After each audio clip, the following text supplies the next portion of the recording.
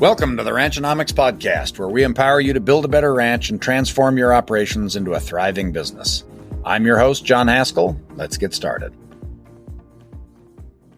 This is part 2 of an interview we started last week. If you haven't already, we encourage you to go back and listen to part 1, and we're going to take off from where we left off.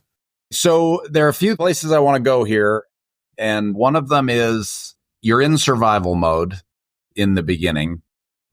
What did you need to tap into to make that work? What sort of got you going? We're going to talk about mindset in this episode and the next one.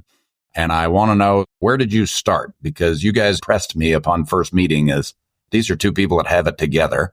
This is the kind of thing that could take any fairly together person and destroy them, but it has not done that to you guys. So let's get started a little on what did you guys do to sort of cope with the deal?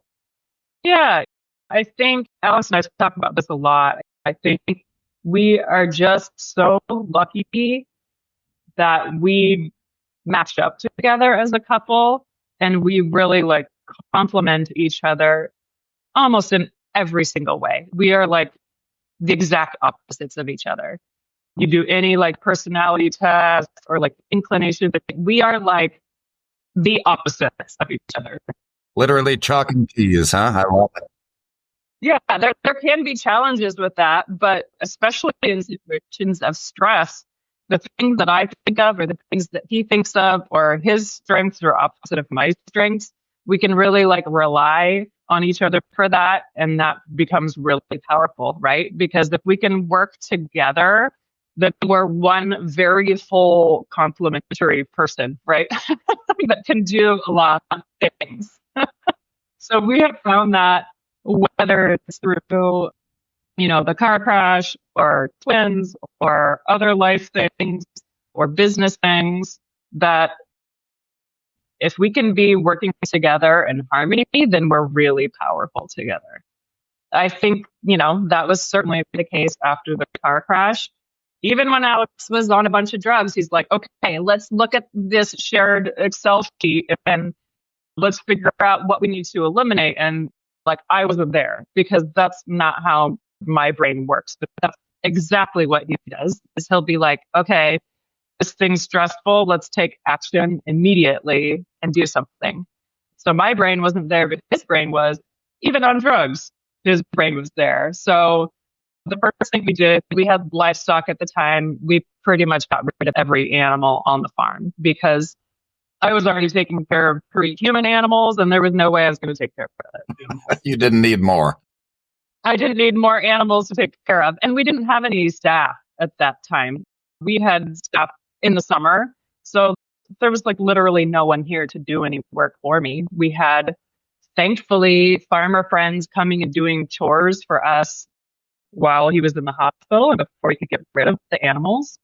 But that was number 1. And then number 2 was, okay, are we going to keep farming this year? What will that look like? Who do we need? What would have to happen for that to happen? Do we even want to do that? What are our options if we don't do that? These were all questions that we had to answer. It wasn't super urgent because it was January, but January and February, that's planning time. You start planting things in a greenhouse in the end of February. So there was a timeline to us having to make these decisions. And we really made them together. We had to have sessions where we're going, okay, what are we doing with the business? What will we do with the kids if I'm doing this? And a lot of that was, we don't know what Alex will need to be doing. We don't even know what his therapy will look like, this growing season or this summer or this year or the next 2 years or whatever. But again, who we are complements each other so well that we came up with a plan that worked well enough. We ended up hiring a woman while he was still at Madonna, hiring a full-time nanny to come out to the farm during the work week. So kind of once family was done, she started coming out maybe end of February or March. Leanne, she was a wonderful young woman who was so flexible and the kids loved her. And we were so lucky to find her. And she stayed with us from March through the growing season. So like right up until Thanksgiving. And by that point, we had kind of figured out like I had farmed the growing season with our staff. Alex was doing basically a part-time job worth of therapy that year. So he would kind of be around and then he would be gone for part of the day and kind of around. And thankfully he could drive himself, have his license. And I didn't have to do anything to facilitate him helping himself. Yeah.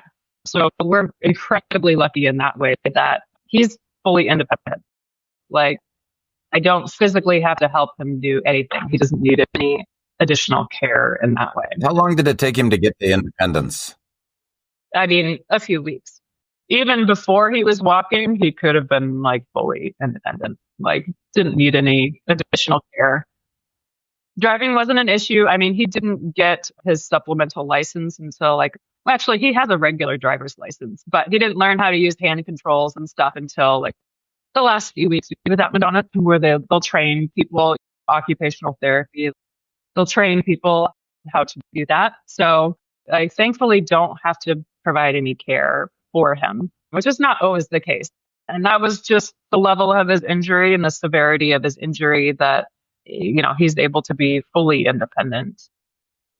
One of the things I think most of us don't think about that are sort of in business for ourselves or self-employed is how vulnerable we are to if something happens. And sometimes it's not even us, but our children. I have a good friend a child with a very serious illness, sorry, we have to be gone from the ranch for months because treatment was a long way away, right? We live in the middle of nowhere. So if you're going to take something to our local hospital, you better be careful, right? As wonderful as Sheridan Memorial is, I don't want to go there for something serious. We often are going to Denver, like you said, Chicago, Minnesota, somewhere far away. Right.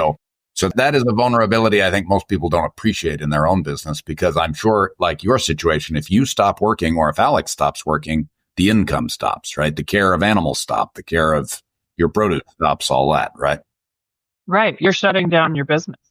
So you are simultaneously encountering the most difficult thing you've experienced in your life, possibly, and now suddenly you are going to be impoverished, right? Because if you have bills to pay, that's the next thing that happens. Okay. Yeah. And that's absolutely something we learned. And how that ranching for profit I now emphasizes was how can I get my business to run without me? That is the goal. Create a business that can run without your labor. Yeah. But you can work there as much as you want. You can labor as much as you want, but for it to function for a set period of time, whether that's a week, a month, 6 months, several years, that should be the goal. And that should be part of planning for people, or at least a question that you're asking yourself. What could I take off my plate today that is helping me move in that direction? Whether it's you're ranching with your dad or your uncle or whatever, it's if one of them dies or gets hurt that they can't work anymore, what are they doing that you now have to do or that you have to hire for? Those are all really good questions to be asking ourselves as business owners. And it doesn't even have to be something as severe as a death or life-changing injury. If you broke your leg today, how would that impact your business and for how long? Who else would you need to come in? What could your spouse do? What could your neighbor do? Is that reasonable? Do you need to hire someone? These are all things that people in ag face all the time. And the more you can put even a little bit of thought into it or a little bit of a plan, even if it's tentative, even if it's just a conversation with your neighbor, hey, if you get hurt, I'll help you. Right. Oh, yeah. No, that's huge. Right? And that's a long shot from where most of us are, right? Even just having had that conversation with the neighbor. Absolutely. Absolutely. And obviously you can't plan for catastrophe or chaos, and you don't want to live that way either. You don't want to live as always planning for some kind of tragedy, because that's not a good way to live. But you can think about how can you structure your business? What relationships can you build to make your business more resilient? And there's lots of things you can do to get yourself closer to relieve some of that burden should something happen. Yeah. As you mentioned, Ranching for Profit talks about that. We deal a lot with that. with our clients, we call that organizational capital, right? What is the value that is in the organization itself, right? That allows it to continue even with different people in the seats, right? So if you have to hire somebody for $5 an hour to come and pick produce or what, can they do it? Do you have the ability to make that happen? And can you fairly smoothly transition to someone else without the customer noticing a big difference, right? Absolutely. Yeah. Are your basic operations written down? We have a lot of SOPs on our farm that resulted, whether it was directly or indirectly from that. I probably got there way faster implementing SOPs on our farm because of our experience. Okay, this was the big off. I can't do everything. Right. Had your spreadsheet loving husband started that process beforehand, or did that really start after the accident? Well, I was always the primary farmer. Alex worked on the farm. He was more livestock focused and still is. Yeah. And always had off-farm part-time work before he got hurt. So I was always the primary boss on the produce ends of things and managing all the people. And I was not that organized then. I mean, I had little kids and brand new business and had just moved back here with new land. All of it was new. And I didn't have bandwidth for that. And I had never worked on a farm that had SOPs. You got hired for this. Here's your book. Here's your employee handbook. Here's your list of SOPs. I'm going to show you this 3 times and then you're kind of on your own and I'll check in on you. None of that. No one that I worked for was that organized. Not that it was organized, but it wasn't systematized in that way as a business. So probably within a year or two after Alex got hurt, I started kind of digging into, okay, what can I write down for people? This is how you lead. This is the expectation of what it looks like when you're done.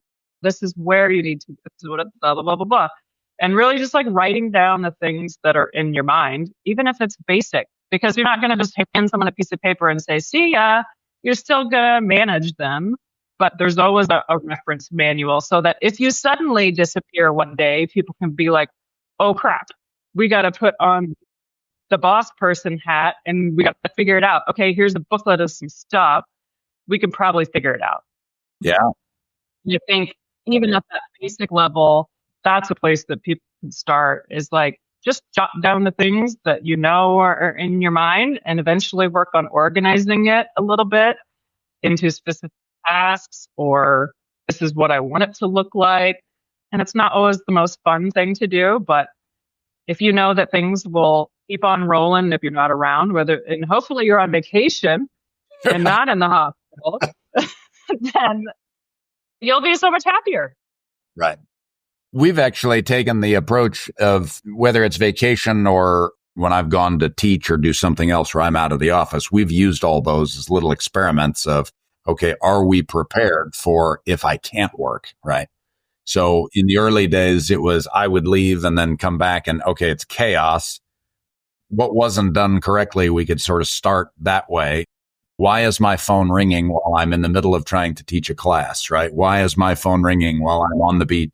So all of those were experiments towards, now things could run fairly smoothly without me being there for a week or for 2 weeks or maybe a little longer. Yes. Right. Same. And that's about where we're at is 2 weeks. We also have staff that have been with us for years. So they've been through several iterations of us hey, we got our summer family vacation. We'll be gone for 2 weeks. And we do everything we can to line it up and to set it up for success. But, we've had enough staff live through that enough that they're okay, I can answer that question. WWCD, what would Chloe do? They're always what would Chloe do? I can pretend to be Chloe. Yeah. And I've done enough of probably the things that she normally does that we could figure it out. We could search through this and that and figure it out. And then as the owner, you also have to trust that your staff will do the best that they can. And you can't come back being why is it like this? This fell apart. You can't be critical when you come back and things are not working the way that you would like them to work. And you got to believe that, hey, they're doing the best that they could do with what I gave them. Yep. And often it is us that doesn't give them, right? I hear people say all the time, like, well, it's common sense. And it's like, no, it's not common sense. You've grown up on this place. You're 50 years old. You've been doing this place for 40 years. Thinking person, like, you've developed that sense over 40 years. Like, that's what it is. So, absolutely. Yeah, very good. All right. Well, this is a little bit different than where I was intending to go right away, but I want to go a little further with this. So we think about this now also at home, because as a business owner, right, when you've got a business over here and you've got home, like you mentioned, getting a nanny for your kids, right? Same basic idea. If you have people that know and understand your home routine when something terrible happens, the same thing. Like, I've got a person, the kids are they know them, they're comfortable with them. We just plug that in and off we go. Yep. Very good. Any other thoughts on sort of the organizational and human capital side of this? Because it sounds like you got a crash course in it very fast. Yeah, we definitely got a crash course, but we've been working on it for years. And it is that type of process where you start fairly small, right? And just keep plugging away. Like, you're not going to get all of it in the first swipe. It's going to take quite a bit. No way. It's continuous refinement. And also, now that we have staff that have been with us for years, I need an SOP to do their job if they go out of town. I'm like, if Sarah, who, runs all the back end stuff of our subscription, like, I know how to do that, but I'm like, are the SOPs updated? Because I have to read every single one to remind myself, because I do know how to do it, but I know it takes me 3 times longer than her, because I have to, oh yeah, that's how you do that. Okay, that's how you do it. And so the next level for me of what I'm thinking about is like, I can do everyone's job, but I don't want to be the backup for everyone. How can we grow our business so that we can pay the payroll for more redundancy in positions, right? And that's really hard to do. That's super hard to do as the small business, and certainly in ag, that you as the owner are not the primary backup. If someone else wants to go on vacation or someone else gets sick, then it's all on you. And now you're suddenly doing your job and another person's job, and trying to plan for the future of what might be going on or whatever. So that's kind of the next level beyond how can I convey what I know to my staff that I have now, or my neighbors, or for anyone that could help me should something happen, or if I want to get out of town. Running a ranch is more than just hard work. It's about vision, strategy, and execution. That's why ranching.fyi exists, to help ranchers make smarter decisions every day. With access to cutting-edge resources, online forums, and events tailored to the challenges ranchers face, ranching.fyi helps you stay ahead of the game. If you're ready to grow your operation and connect with other ranchers, head over to ranching.fyi today and see how this platform can transform your business. Yeah, great. Have you used any tools or things like Asana and Trainual and all? Have you used any of those, or have you guys just done it kind of from scratch? We've done it from scratch. I have learned from lots of other people. I think initially, I can't remember the guy's name. He did some like small farm consulting, and he started a farm when he was really young, and I think it became really successful, and he saw the value of SOPs and operations and like manuals, creating manuals for staff, whether that's like someone working at a farmer's market or something like that. And so he had a lot of like free information out there, and I kind of went, oh, that's really good. I like that. And started modeling things off of that and just creating it on Google Docs or something. I think is where most of the SOPs are. Creating an employee like handbook. We've had an employee handbook for years, and that's just a great way to set expectations for new hires. Always have a updated copy on hand. Doesn't have to be super complicated, but it lets people know about payroll and vacation, and interpersonal expectations are for us food safety. Those things seem kind of silly, and I know in ag, a lot of people will kind of bristle at that and think, well, that's so formal. That seems like a corporate thing to do. Yeah. But really, you can call it whatever you want. But really, it's just like setting the stage and the expectations for the people that you're hiring to work for you. And I fully believe like the clearer your vision, your expectations are, what drives you, your feedback to people, like the clearer that is, the smoother everything goes. The less drama there is, the less results that you're seeing that you don't like. And the more that frees you up to actually let your employee do the work and do you not have to be involved. We don't use Asana or anything like that. It's mostly like Google Docs, like here's the SOP for this, and people have access to it. Everyone has access. So it's paper, it's all digital. Yeah, good. And you mentioned the clarity thing. Clarity is kindness, right? Is one of my favorite phrases. We don't have to be harsh, but we certainly want to make sure everybody's on the same page, because if we're singing from the same sheet of music, it works a lot better. Absolutely. So the one thing I want to ask you this, I didn't prepare you for this at all. How often are you, so all those Google Docs that have your procedures and things on it, how often are you editing those? Do you have any idea? Is that something that is, we wrote it down once, we're good? Or are those always in draft form? No, I mean, I think it's always a working document. Kind of like I mentioned before, if I know staff is going on vacation, I'm like, okay, hey, review the SOP. Yeah. It might be exactly the same, and you'd be like, nope, that's it. Or there might be like, oh yeah, I did change how I was doing that one thing, and they can edit it. Or I changed this one planting thing and it works way better. Great, you innovated, you made it more efficient. I love that. Update the SOP. So it's often when people are getting ready to take a little time off or something like that for other staff. But that's definitely on my list for this year. I haven't done like thorough reviews, in probably a couple of years. There's been small tweaks, but not like, hey, what's out there? What would be beneficial? What additional things should we create that would be useful? Some of that is, so we have a farm and then we also have a ranch. Like, what could be useful for that? Alex is the primary brain manager of the ranch.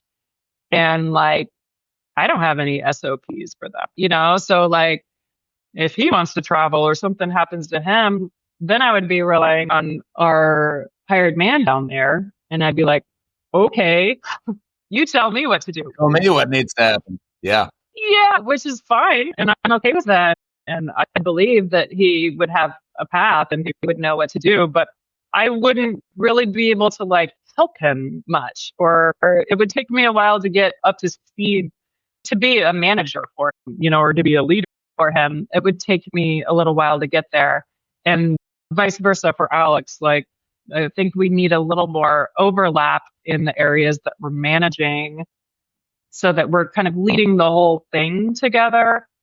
So I think that's an area that we could certainly improve, is just a little more like crossover in our knowledge and how we communicate with everybody. Yeah. And one thing that I find is when people try to start this process, they often are perfectionists at the beginning. And they feel like, we've got to get this thing entirely drawn out. And I read a book written by a guy named Dan Martell. He starts with 3 bullet points. Like, what are the 3 main things? And then to my mind, every iteration, you're going to add some stuff. But if you can just say, look, go open the gate, like that's step 1. You got that written down, like, good. We have started. Okay. And when we approach this as a continually revising process, because sometimes the procedures change, but for me, I just showed somebody a kind of an SOP, a list of things that need to happen for a certain process. Well, I hadn't looked at it in a while. And when I first wrote it down, there was a lot between the lines that I did not explain. So when I was like, I've already written that down. I have a list. I handed that to that person and they looked at it and they were like, yeah, there's like 4 miles between step 2 and step 3. So I need a little more detail here. And passing that back and forth between people, whether it's with your spouse or with an employee or even just a total outsider, is a great way to get some insight of, what do we need to flesh out a little more here? Absolutely. And that collaborative creation of it is, I think, the best way to do it. So with our manager that manages the back end of the subscription, we kind of worked on it together. I initially wrote some stuff and then she reviewed it and she added stuff. And then when I go out of town, I'll review it and I'll make sure that when I have to do it, I'll put little notes in there like, should I do it this way? I did it this way. Which way makes sense? Which way is better? Whatever. And it's always changing. It's always changing. And so like the software might change too. And then we need to update the SOP. And then some of our backend process might change. Like that's not even within our control. Yep. So yeah, I think starting small, like even if you have one employee or it's your kid or your neighbor is going to come do chores for you, just start writing it out. And then, like you said, just have them look at it and study it and ask you questions. And then you can fill in the blanks and you can get rid of the totally redundant stuff that you didn't need to say and then add the stuff that actually will help someone. So yeah, it's absolutely revised. Yeah, this doesn't need to be a real formal corporate feeling process, right? This is each of us helping each other try to be better, right? Try to make it so we can take action. Exactly. Well, and it's just like, hey, I'm going to make this as easy as I possibly can for you. Like, I'm not trying to micromanage you at all. I'm just trying to make it as easy as possible. And if I have an expectation of what I want the result to look like, that is another way to think about it. What do you want the end result to look like? And then maybe sometimes it doesn't even matter how the person gets there. I want the end result to look like this. That's another way to approach it. In the produce world, there are some ways. So like we have a processing area where we process vegetables and like, here's what it needs to look like at the end of the day. And you might even actually have a picture of it where it's really clean. The surfaces are all wiped. Compost is taken out. Like then you don't even need to write down words. Here's what the shop looks like at the end of each day. Here's the picture. That's the result we're expecting. I don't care how you clean the shop. I don't care if you sweep first or do this first. It doesn't matter how you get there, but here's the end result. Or like when you're done working at the shared computer, the desk should look like this, you know? I love it. Very good. I've been in this with my kids a little bit. I've got my oldest is in charge of cleaning the mudroom and has been for a while now. Her job now, transition and train the 4-year-old so that she can do it, right? And the picture is perfect, but I also find that with children, some explanation helps. So I got the question the other day. I'm sort of supervising occasionally, and the shoes were all taken out. The floor had been prepped to be cleaned. I was like, okay, so she's getting a mop together before she's swept. And it was like, pro tip here. I would definitely sweep before I mop. So it's like, that's something that needs to go on the list. That's good, right? Totally. Yeah. Or the alternative is she mops and then is like, I should have swept. This is a mess. And I think if she was a little older, I would have let that happen. Yes. Yeah, we have lots of discussions about wearing gloves outside where I'm willing to be like, you don't want to wear your gloves? That's perfectly fine. Come back to me in 10 minutes. I'll bet you'll change your mind. Yes. Yeah. Very good. Okay, so the other thing to me that all jumps out at this is one of the things that small businesses and sole proprietorships are not is very resilient. And what you guys are in the process of building and through SOPs and a number and human capital and all that is a resilient business, right? A business that is not entirely dependent on you waking up and showing up in full every day. Is that fair? That's the goal. Yeah. Mm-hmm. Love it. Very good. And whether that's minor things like vacations or whether it's major things like, okay, the primary is now incapacitated or we've seen real financial shock or the markets have changed or all those things, what we're trying to do is build resiliency so that our small business is not one person away from complete failure. Yeah. You don't want to be a small business statistic. So thinking about these things and just starting something will get you just a little bit closer to that resilience. And resilience is a gradient too. You can always do just a little bit more to get you another half a day or another day of slight ease. Yeah, that's good. The other thing I find for myself is when I help someone else through a process, I often find a way I can do it better. So when I'm having to write something down, I'm kind of an improviser, right? Like, oh yeah, I'll just do it. And like you say, the third time even I'm doing a monthly process like that, I'm still kind of figuring it out again. Whereas if it's something you do every day, you'll get a pretty good routine. But even with those daily and regular tasks, if I actually sit down and evaluate it, oftentimes I come up with something like, oh, that's a dumb way to do that. I could do it a little better this way. And I make my own life easier, let alone make it easier for somebody else. Exactly. Yeah.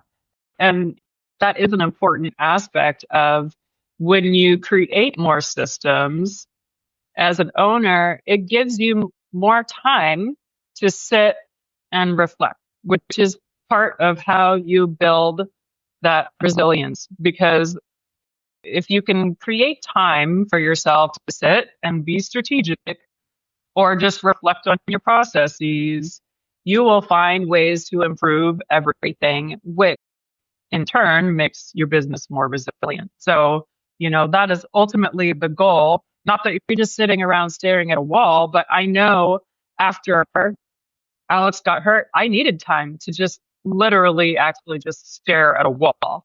I just had to stare at a blank wall because I needed all the sensory to go away. Yep.